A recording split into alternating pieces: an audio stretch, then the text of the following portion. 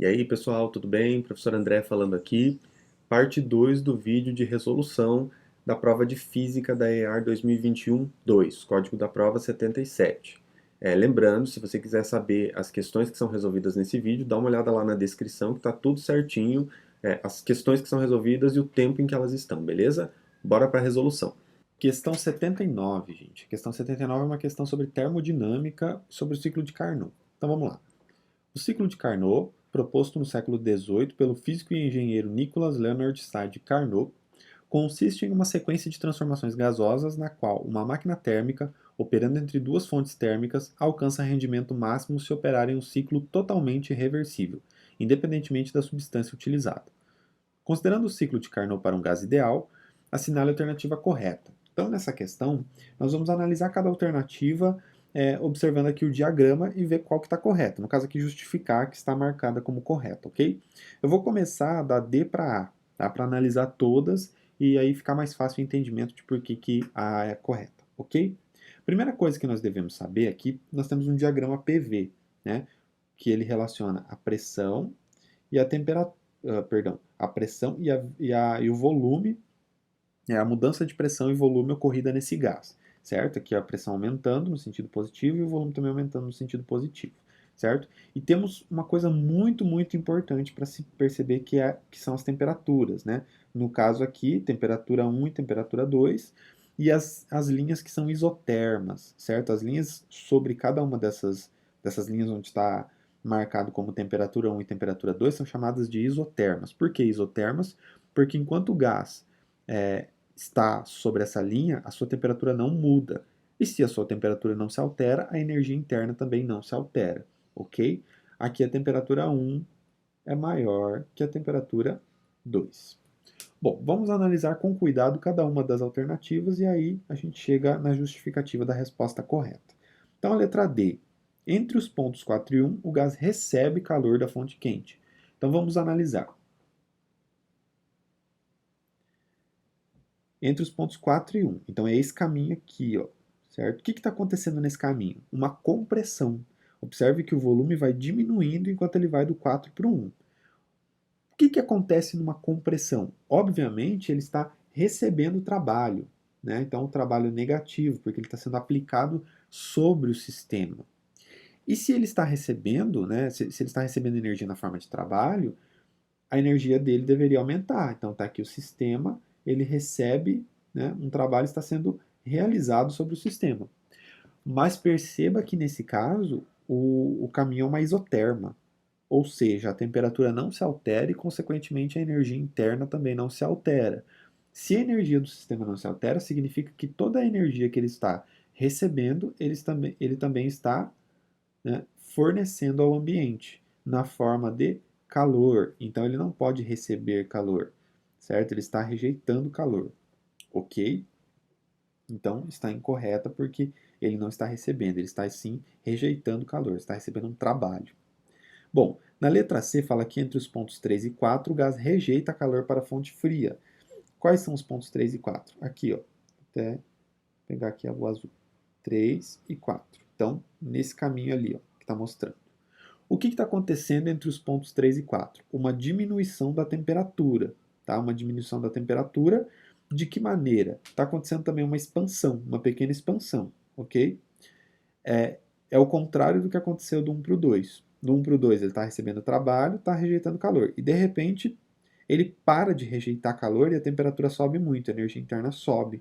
Então aqui é uma compressão adiabática. Nesse caso, no caso do 3 para o 4, nós teremos uma expansão adiabática. E o que significa a palavra adiabático? Sem troca de calor. Então não há troca de calor nem aqui e nem aqui. Então, entre os pontos 3 e 4, ele não pode rejeitar calor, porque se ele estivesse rejeitando calor, não seria uma expansão adiabática. Ok? Então está incorreta também.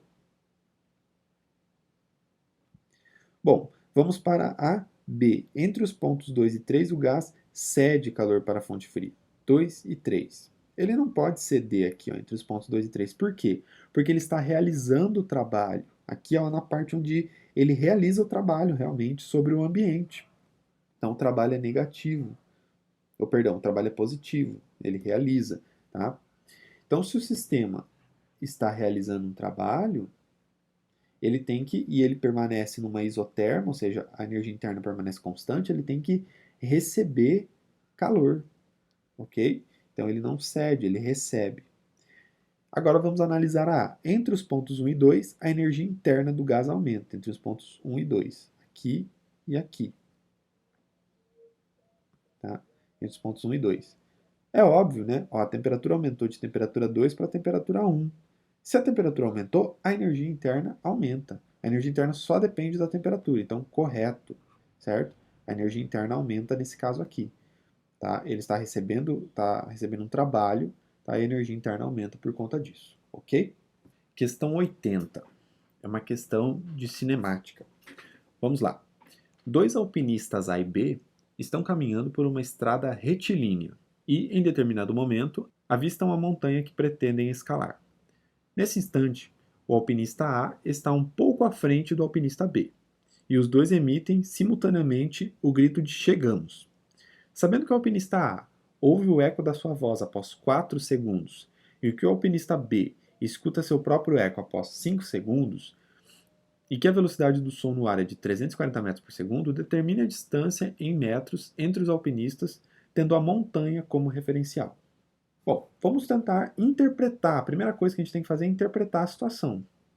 Então, vamos lá. Temos a montanha, certo? E os dois alpinistas aqui, um mais à frente do outro. Simultaneamente, os dois gritam, certo? Então, os dois emitem essa onda sonora ao mesmo tempo. E o que vai acontecer? Vamos fazer o seguinte: nós temos aqui duas distâncias. Temos a distância do alpinista que está mais à frente até a montanha, que nós vamos chamar de x, ok? E a distância entre os dois alpinistas, que eu vou chamar de y. E a distância desse alpinista até a montanha é x mais y, ok? Bom, então pensa comigo. O som viaja a uma velocidade de 340 metros por segundo. Então, para o som sair da boca dele, ir até a montanha e voltar até os ouvidos desse primeiro alpinista, vamos chamar ele, o A que está na frente. Então, esse aqui é o A, esse aqui é o B. Ok. Até o alpinista A ouvir o eco da sua voz, demoraram 4 segundos, certo? Ou seja, então, intervalo de tempo A é igual a 4 segundos, ok? Por quê? Porque o som demorou 4 segundos para percorrer a distância x. Então, o que nós temos? Vamos lá para a equação de velocidade média. A velocidade média é igual ao espaço percorrido dividido pelo tempo gasto, né? Isso implica que, nesse caso, nós teremos que 340, que é a velocidade, é igual a 2x dividido por 4. Por que 2x? Porque ele vai e volta, então ele percorre 2 vezes essa distância x. Então, o espaço percorrido é 2x, ok? Beleza. Agora vamos analisar, bom, temos uma equação aqui que a gente pode usar, certo? Para descobrir o quanto que vale x. Agora vamos analisar o caso do outro alpinista. Pensa comigo, ele demora 1 segundo a mais. Ele demora, para o som chegar até aqui, demora 5 segundos, certo? 5 segundos. Bom, nós sabemos que isso aqui, né, para percorrer 2 vezes o x, então ir e voltar, o som demora 4 segundos. Ou seja, ele demora 1 segundo para ir e voltar aqui, ó. É o tempo dele ir, né, aí 4 segundos até voltar e voltar. Então, esse 1 segundo é essa diferença de ir e voltar por esse espaço y. Então, nós temos o seguinte, que ele demora 5 segundos para percorrer 2 vezes o espaço y, certo? Então, nós temos o seguinte, velocidade é igual a ΔS sobre ΔT, que nesse caso nós teremos que 340 é igual a 2y sobre 1, né? Vou colocar sobre 1, que é 1 segundo, mas não precisaria nem colocar, certo? Então, 340 é igual a 2y. Agora, observe o seguinte. Qual equação nós podemos utilizar para saber a distância entre os dois alpinistas, que no caso é y? Não precisa usar isso aqui, né? Daria para... Isso aqui é se a gente quiser saber x. Mas para descobrir o valor de y, é só utilizar isso aqui, certo? Então, vamos fazer aqui, ó. Vou utilizar outra cor só para diferenciar. Vamos fazer aqui. Vai ficar assim, 340 é igual a 2y. Ou seja, isolando o y, né, passo 2 dividido, vai ficar aqui y é igual a 340 dividido por 2. Então, y é igual a 170 metros, né? Letra D aqui, certo? Bem tranquilinho, tá? Questão 81. No mesmo local, foram comparados dois cubos maciços e homogêneos de dimensões idênticas. Ao serem verificadas suas massas, a uma mesma temperatura ambiente, foi observado que eram distintas. Nesse contexto, considere as seguintes afirmações. Número 1. Os cubos são feitos de materiais diferentes. Número 2. Os cubos são feitos de um mesmo material. Número 3. Ao mergulharmos os cubos no mesmo líquido, é possível que um deles afunde e o outro flutue. Número 4. Ao mergulharmos os cubos no mesmo líquido, um deles irá afundar e o outro flutuar. Com relação às afirmações apresentadas, podemos afirmar o quê? Bom, em primeiro lugar, aqui nós temos que ter um conhecimento de densidade, certo? E algumas coisas sobre hidrostática, né? No caso, força de empuxo. Ok, então vamos analisar as informações. Primeiro, fala que os cubos são feitos de materiais diferentes. Bom, eles têm dimensões idênticas, então quer dizer, em volume eles são idênticos. A uma mesma temperatura, certo? Foi verificado que as massas eram distintas. Ou seja, nas mesmas condições, mesmo tamanho, massas distintas. Isso significa que sim, eles são feitos de materiais diferentes, né? E aqui está falando que é o mesmo material, não tem como, certo? Porque com mesmas dimensões e mesma temperatura, ou seja, não sem influência de dilatação térmica, eles têm massas diferentes, ok? Então o material tem que ser diferente.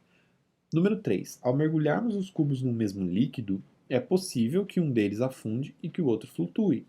É possível isso? Sim, é óbvio que é possível. Por quê? Porque a questão de flutuar ou afundar depende da densidade, certo? A força de empuxo, ela consegue sustentar sobre a água, né, ou sem afundar completamente, um objeto que tem a densidade menor ou igual, né? Para ele afundar completamente e ficar em equilíbrio dentro do líquido, tem que ser igual ou menor que a densidade do fluido. Né? Se ela for maior, como uma pedra na água, vai afundar até chegar ao fundo lá do recipiente, da piscina, enfim. Então, o que, que vai acontecer aqui? Como eles são de materiais diferentes, as densidades são diferentes, né? A densidade 1 é diferente da densidade 2. Pode ser que a densidade 1 seja menor, né? A densidade 1 pode ser menor que a densidade do líquido, certo? Enquanto que a densidade 2 pode ser maior. Então, um pode flutuar e o outro afundar, certo? Então, essa aqui é uma frase correta.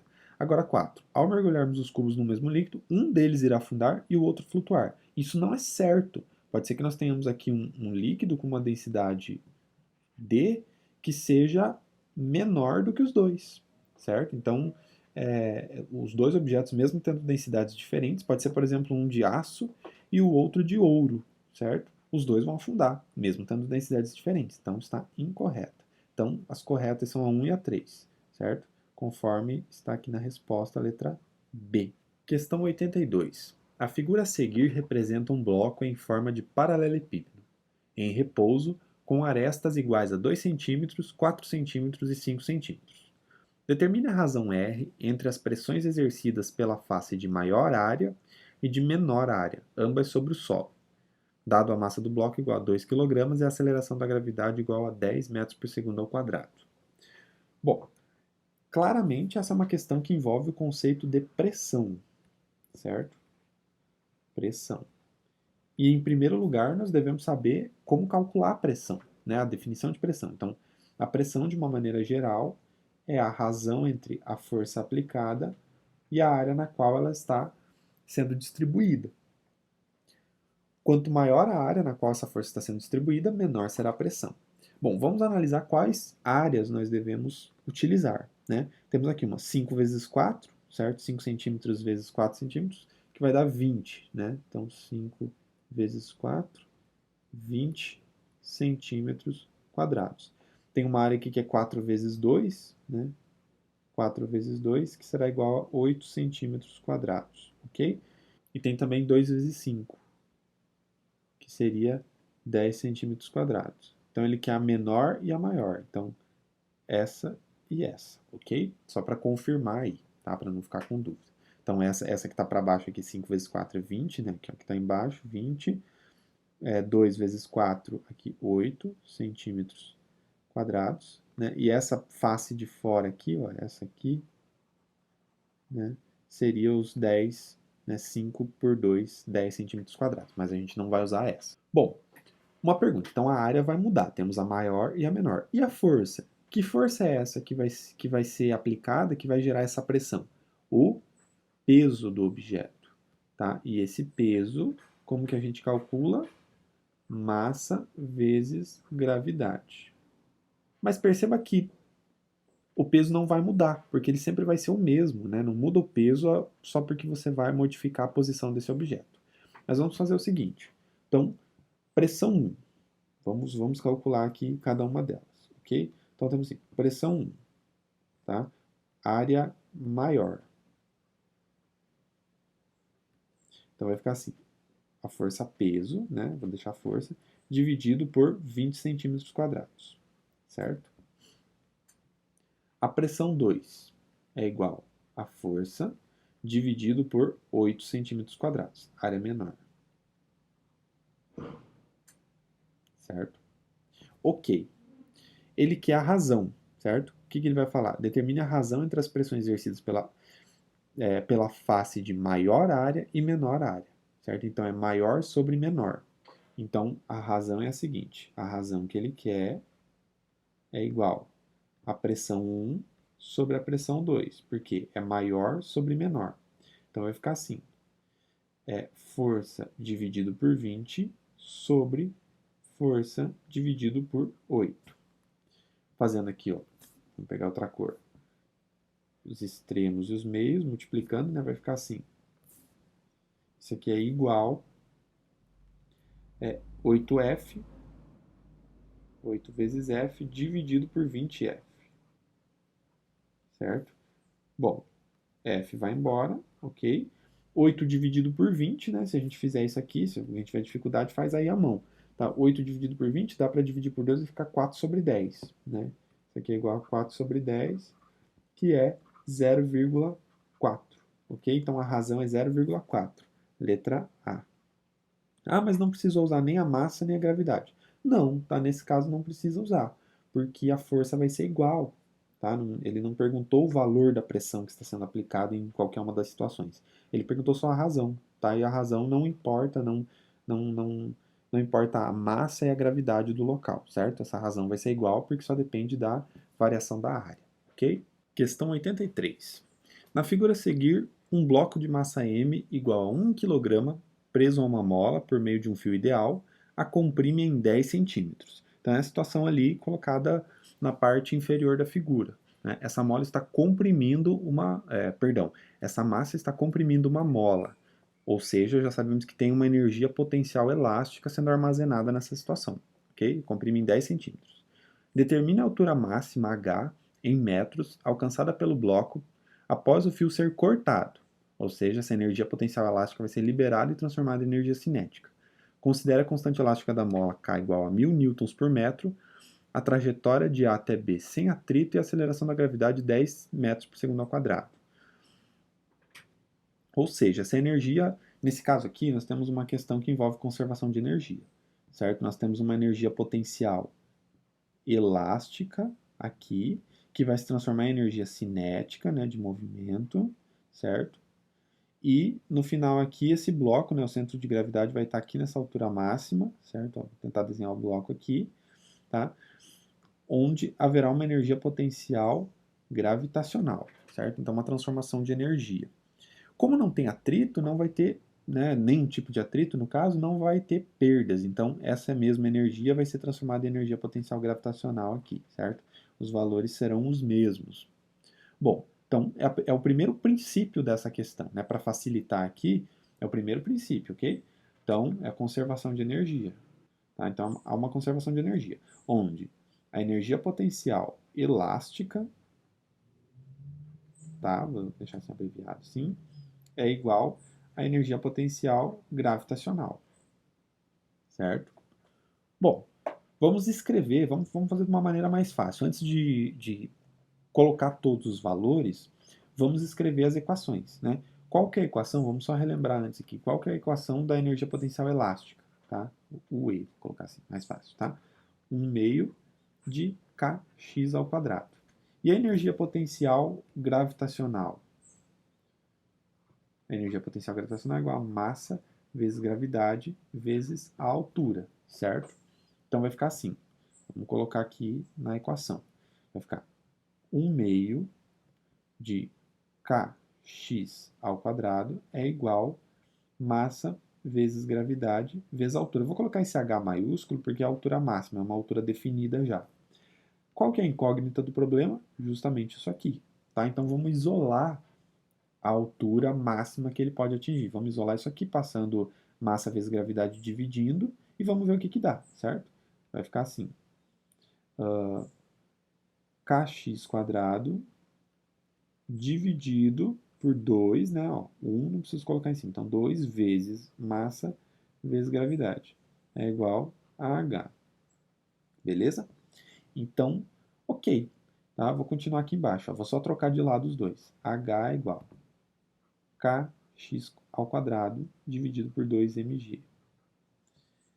Vou colocar um risco aqui e vamos fazer do ladinho aqui. Então, a altura máxima vai ser igual a quanto? Parece que é difícil fazer dessa maneira, né? Ir trocando de uma maneira mais literal, algébrica, tá? Mas vai ficar mais fácil porque a gente não confunde os valores. Então, agora é só substituir os valores que o problema dá. K, que é a constante, 1000, aqui, ó, onde está? A 1000 newtons por metro. Já está no sistema internacional, não precisa converter. Então, vai ficar 1000. Vezes x ao quadrado. Cadê o x? Comprime 10 centímetros, não está no sistema internacional. 10 centímetros em metros, né, é 0,1 metro, tá? Igual a 10 centímetros. Mas é 0,1 ao quadrado, tá? Dividido por 2 vezes a massa. Quanto que é a massa? 1 quilograma, né? Não precisava nem colocar. E a gravidade, 10 metros por segundo ao quadrado. Vamos lá. A altura máxima é igual. 0,1 ao quadrado é 0,01. É só fazer 0,1 vezes 0,1. Tá? É 10% de 0,1. Isso aqui vai dar 0,01. Certo? 0,01 é a mesma, multiplicar por 0,01 é a mesma coisa que dividir por 100, certo? Então vai ficar 1000 dividido por 100, tá? Que é 1000 vezes 0,01. Então eu posso tirar aqui duas casas, vai ficar 10, certo? Então vai ficar 10 em cima, dividido por 2 vezes 10, certo? Embaixo, porque 1 não precisa. Então 10 vai embora, vai ficar igual a 1 sobre 2, tá? Então a altura máxima é igual a 0,5 metros, 50 centímetros. Bom, mas vamos olhar lá as respostas. Tá? A resposta que está marcada como correta é a letra A, mas está em notação científica. 5 vezes 10A é menos 1, ok? Então, é correto, certo? Por quê? Porque 0,5 é a mesma coisa que 5 vezes 10 elevado a menos 1, né? Significa que a gente deveria pegar essa vírgula aqui e passar uma casa para a esquerda, para ficar 0,5, certo? 10 elevado a menos 1 é 0,1, então é 5 vezes 0,1, que é 0,5, certo? Então, letra A. Questão 84. Cláudia foi visitar o laboratório de física de sua escola e encantou-se com algumas esferas de aço que encontrou utilizadas em experimentos de eletricidade. Escolhendo duas delas, idênticas, colocou-as em contato uma com a outra, separando-as em seguida por uma distância de 50 centímetros. Considerando-se que as esferas possuíam inicialmente cargas elétricas respectivamente iguais a 4 microcoulomb e a menos 6 microcoulomb, após o contato, a força de interação entre elas será D e terá natureza. Bom, então nós devemos saber quanto vai ser o valor dessa força e qual será a natureza, se vai ser repulsiva ou atrativa. Bom, deveremos lembrar primeiro, né, da lei de Coulomb, da força elétrica, certo? Que é igual a constante vezes a carga 1 vezes a carga 2 dividido pela distância ao quadrado. E também devemos lembrar da eletrização. Nesse caso, nós temos duas esferas idênticas. Certo? Duas esferas idênticas. Inicialmente, elas tinham cargas, uma igual a 4 microcoulomb e a outra igual a menos 6 microcoulomb. Aí o que vai acontecer? Elas vão ser colocadas em contato, ou seja, vai haver uma eletrização por contato. E o que ocorre nesse caso na eletrização por contato? Veja bem, se eu tenho 4 microcoulomb, uma carga positiva aqui e negativa aqui, de menos 6 microcoulomb, no final eu tenho uma carga líquida de menos 2 microcoulomb, certo? Nas duas esferas. E quando eu coloco elas em contato, essa carga é distribuída entre as duas, é dividida entre as duas porque elas têm exatamente o mesmo tamanho, certo? Então, o que vai acontecer? Menos 2 microcoulomb, para cada um vai ficar, né, dividindo entre as duas aqui, vai ficar 1 microcoulomb negativo, né, para cada um, e menos 1 microcoulomb aqui para ela também. Então, no final dessa eletrização, cada uma vai ficar com uma carga negativa de 1 microcoulomb. Agora, sabendo disso, nós vamos aplicar isso na lei de Coulomb para saber qual vai ser o valor da força entre as duas cargas. Então, vamos ter que a força é igual constante, 9 vezes 10 a nona, ela nos diz aqui, ó, 9 vezes 10 a nona, vezes. Eu não vou colocar o sinal, porque se as cargas são iguais, nós já sabemos que ela vai ser repulsiva, certo? Então vai ter uma repulsão. 1 microcoulomb, o micro, né, é 10 a menos 6, certo? Sempre que tiver esse prefixo aqui, ó, microcoulomb, micrômetro, microsegundo, 10 elevado a menos 6, ao quadrado, né? Porque certo? É ele vezes ele. Das duas cargas aqui, como são iguais, vamos colocar o quadrado, certo? Dividido pela distância ao quadrado. Qual a distância? 50 centímetros. Meio metro. 0,5 ao quadrado, certo? Tem que ser em metro porque a gente quer a resposta no sistema internacional. Então, a força vai ser igual a 9 vezes 10 elevado a nona. E aqui é 1, né? Não faz diferença. Então, 10 elevado a menos 6 ao quadrado, multiplica-se os expoentes. Então, é vezes 10 elevado a menos 12. E aqui embaixo nós teremos 0,5 vezes 0,5 é 0,25. Ok? Ó, uma dica. A gente poderia colocar esse 0,25 em notação científica. Mas vamos pegar isso aqui, ó, para ficar mais fácil. 9 dividido por 0,25. Dividir por 0,25 é a mesma coisa que multiplicar por 4. Então, 9 vezes 4, que vai dar 36. Ok? Então, vai ficar assim. Força é igual a 36 vezes 10 a nona vezes 10 a menos 12. Então, multiplicação de potências de mesma base, conserva-se a base e soma-se os expoentes. 9 mais menos 12, 9 menos 12, nós teremos menos 3. 36 vezes 10 a menos 3 newtons. Ou, perceba que todas as respostas aqui, inclusive a correta, né, colocou um prefixo na frente do N de Newton, que é o prefixo milli, simbolizado pela letra M minúscula.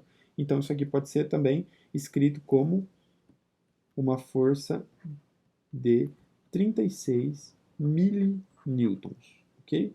10 a menos 3, o prefixo é milli, ok? Que é um milésimo, né? 0,001, certo? Então, a resposta correta é a letra C. E repulsiva porque as cargas são iguais, né? Tem sinais iguais. Bom, pessoal, essa foi a parte 2 do vídeo de resolução da prova de física da EAR 2021-2. Ainda tem a parte 3 e 4, onde a gente faz a segunda metade aí da resolução da prova, beleza? Não se esqueça, se você gostou do vídeo, dá like e se inscreve no canal. Abraço e bons estudos, gente!